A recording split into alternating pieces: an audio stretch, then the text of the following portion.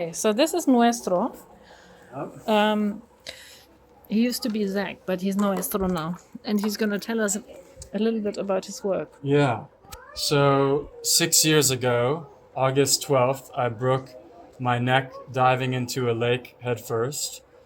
And when I was in the hospital, my heart stopped. And then I was in surgery, and I had the experience of leaving my body and seeing 6 angels, or 6 beings of light. And they told me to sow a little rose and use the intention or the idea with every stitch. May this stitch bring peace to many people. And so I can, if you follow me, I'll show you the rose. So,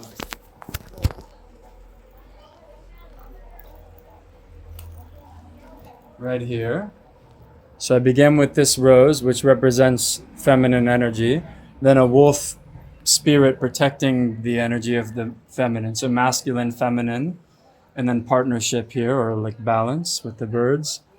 And then slowly it grew and grew and grew, and different angels began to come through, and different little monks. And I'll show you one thing which I never show because it's two-sided, but I was invited to Bath, England, to sew stars for all of the children who died in Gaza. So it's 15,000 stars. So as they read all of the names, I sewed little stars here. I did like a galaxy on a small piece on this cloth, and was very focused on keeping up with the names. But then when I finished and looked on the bag, what was that? Oh my goodness. So like so messages come through. So I think sometimes I have the feeling I kind of know what I'm doing, and then I look on the back and I see something else is happening as well. So my main focus is to keep meditating and praying and trying to be a good husband, father, human, nonviolent, honest, that kind of thing, and just keep I think we're going through a big shift on the planet, and the darkness or the hell realm is kind of pulling, and the heavenly realm is pulling, and so I'm doing everything I can to be on the side of light, so I don't get pulled into the abyss. And I think it's much easier than we think. We just have to continue to maintain the idea. May I be peaceful. May everyone be peaceful. Even if we don't feel it, we can ask and wish for it and think of it, and then it comes, I think. So, yeah. So how many hours have you been working on this one? 13,000 hours about. 13,000 hours. Yeah. Oh my God. And I'm sure there's a story behind almost everything, right? Yeah, and at different parts in different places. So recently I sewed this in front of a volcano in Costa Rica. Such a strong volcano that the river closest to it runs hot. It's a hot river. This I sewed in Sri Lanka. And there's more to it, but as I began to sew, I began to remember a previous lifetime where I was a Buddhist monk, white guy, who lived not too long ago. His name was Ñānamoli. And if you Google Ñānamoli, click on the picture, you'll see a man we look the same. And he sewed a flower into a chair. And so I met the woman who owns the chairs to this day. She passed away recently, and went to her house, and the flower matches. It's the same flower. And you sewed it before you sewed it? Yeah, I mean, it's hard to show. I mean, I have a photo. I don't know how good a video is, but let's see. So you're basically traveling around the world. Traveling around the world. Sewing. Yeah.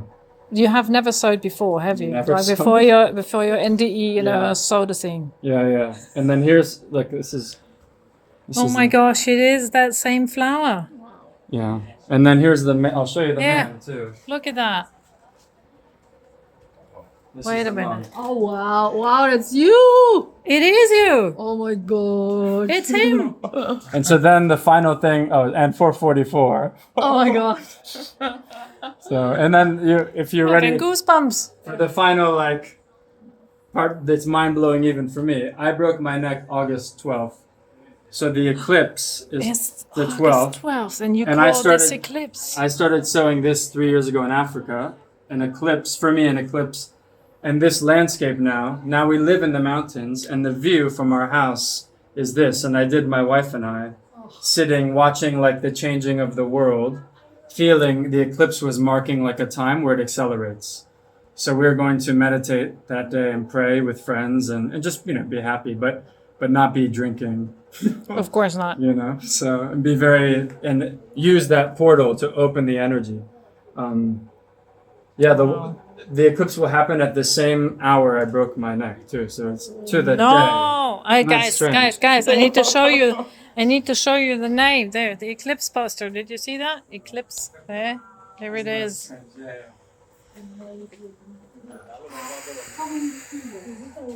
It fits. It's like 50 kilos maybe. It's quite heavy. I can still pay for it to go on a plane, but now my wife and friends say like, you need to buy a seat for it on the plane. So I said, okay, well, it's too expensive. Wow. Oh my goodness. So who is she? She started coming through in Jamaica, and as soon as I was in Jamaica, I felt strongly the energy of Gaia or Mother Earth or Mother Mary or Mary Magdalene. I think the Mary Magdalene, like Jesus's or Yeshua's partner, was equally as powerful and was equally as big of a teacher, but she was taken out of the record. So we think it's only a man and everything got unbalanced. But I think he was in partnership with her. And so I felt this like Mother Earth energy showing me that when things get too much, that she can raise her shoulder and just lift people up and change the world, and expose new beautiful places. That she has the power, like the sparky energy, to do big things and heal and cool fires. Yeah. And then actually this final thing, when I was in Costa Rica recently, and I don't know if this made it on the news where you were, but Buddhist monks walked across America from like Texas to the United States Capitol. Mm-hmm. And some of them walked barefoot. One even broke his leg and like they had to amputate his leg. But I saw them walking and would follow them on social media and would every day think of them and sow them, And I also smoked some marijuana. I was gonna say. It was important. I told my wife like I need to include like plant medicine, because for some people at certain times. Where is it? I don't have I'm a sure. boga yet, but You I have, don't? yeah, definitely I have mushrooms. They are the Definitely I mushrooms. feel ayahuasca. Yes, there we've got ayahuasca. And then most recently, just the other night, I was meditating I have a little farm shed I meditate up. It's the last structure before it's just wilderness in this mountain behind us. And when I was meditating more and more, I feel that I then go halfway to Tibet and I can feel I'm in a cave with maybe who is my teacher. And I chant mantra with him, but he or the spirit I feel of this teacher has been instructing me to sow Tibetan Buddhist symbols. So this is the Kala Chakra mantra here. This is the Om symbol, like the universal hum. And I put it in different places. It's like the seed energy for the whole piece now is the Om, Om, Hum. And yeah. So, and then this sometimes I feel like this is a Christian cross energy almost, but not so structured. Like I went to visit the Vatican, and I was very surprised to find Egyptian obelisks like in front of the Vatican, and I could immediately feel it wasn't as holy as I expected it to be. I could feel the masculine locking down, and I could feel the money energy. It wasn't right. But when I saw this, it reminds me of the like Cristo energy that is not for one person, but for all people, and not for a man, but for humans, men and women. So this what I see is like the cross energy actually is a star energy, because a star is most beautiful when this part is a little longer, because it's like the star reaching down from the heavens. Yeah. And I still, most of it I'm still unsure. One final thing too, which somebody recently shared. So there's a red dress traveling the world. It's called the red dress embroidery or something. It's been a red dress embroidered by over 250 women from all over the world, every country you can imagine. Bedouin tribes, women of Peru, women of Africa, women of China, Japan, Bosnia. And the woman who began this dress and is the guardian of it, Kirsty, she herself sewed a galaxy into the hem of the dress. And the idea was to combine all of these different lineages of embroidery into one dress to symbolize peace, and you unite women and dissolve borders. I moved into the countryside in England and we were neighbors. So one day she came over with her dress, and there's a galaxy in her dress that matches this galaxy here, mirror, like flipped. So when we met, I had to take breaks. She set up the dress in my house and I had to look at it and then go away and come back. It was so powerful because I could feel like throughout all of time, women primarily have been the embroiderers, but also they've endured a lot of suffering. You know, I don't want to name it because it'll get censored, but you can imagine. But men who were violent and mean would stop when they were doing repair, when they were doing sewing. And really, they were sewing clothes or they're sewing something to sell in the market, but they're always doing it for somebody else. So it's that energy that's carried through lineages again and again. And when I sit, I feel very, I'm a man, of course, but I feel very feminine energy coming through. And the final thing, because this is my wife, I told her, I think I know where I'm supposed to sew in town. I've been looking for 4 months. I said, I think it matches a flower, and it's okay, we have the noise. I felt like it has something to do with this corner. This is the most recent flower I sewed in Costa Rica, and it's in the corner. And when we got here, I kept feeling I have to look for a flower in the corner. That will show me where to be. If you follow me outside, this is like for me, it was like, on the corner of the building. It's the only one in town with a... It's the only one that has a flower in the corner. Yeah. And So it like this you found the place? Or? Yeah, this is how I found the place. I saw it and thought, okay. And then once I spoke with the woman, it took me 4 months for her to agree. She finally agreed. I asked her, so tell me the history of this place, because I always get drawn to temples or churches or somewhere where the energy is good. She said, oh, this used to be the town doctor. So the doctor lived upstairs. So I've been sewing a couple of times today. It's my first day here. And feeling his spirit, because he passed away.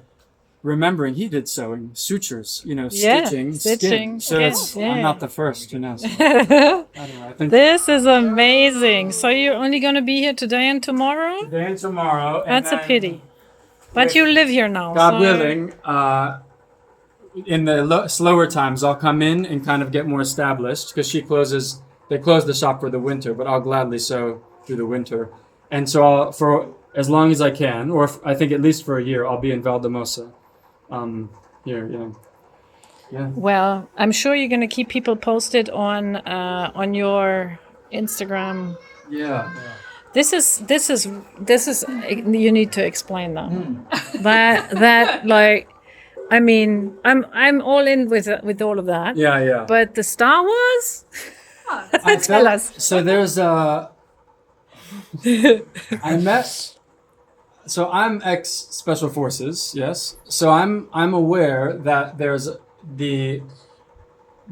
and I get chills thinking about it. There are good men in the military. There are men, it almost makes me want to cry, but there are young men, and then they grow up in the military, who have warrior spirit and they want to do good. And because they watch movies and they read books, they feel the best thing to do is to be a warrior and protect others. And I think for me, that's no longer my path. I used to do that.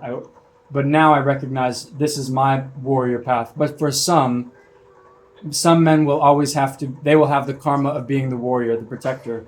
And I am more aware now that our military or them is stretching. We're in new spaces where we're not yet being told, but it's expanding. And so this was my attempt at using, this is the only tapestry I use words, words in English and different, so these And are different, pieces in different languages, yes. Yes. And different symbols to see what does it mean. And when I did this, I could feel the unseen battle that's brewing. That we're seeing parts of the war, but there are other warrings that are going on. And then I won't even say the name, but I sewed this symbol here for this company, Company. which which is sort of a company that has taken the office of telling us what the heavens are like and telling us we can see further than you, that's what they say. And then this company that says, we know if you're sick and we can heal you. Yes. Yeah.